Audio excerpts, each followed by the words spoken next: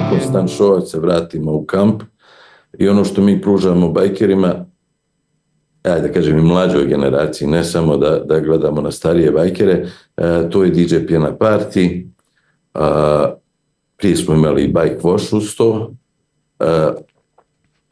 Nakon Pjena Partija, to je negdje do 4, rade se bajkerske igre. Bajkerske igre su specifične kod nas što na neki način nemaju neke puno veze sa bajkerima, obzirom da su prva bajkerska igra uvijek trka čamaca, znači više za raftere, ali imamo dobar odziv što se tiče klubova i bude interesantno i bude puno smijeha.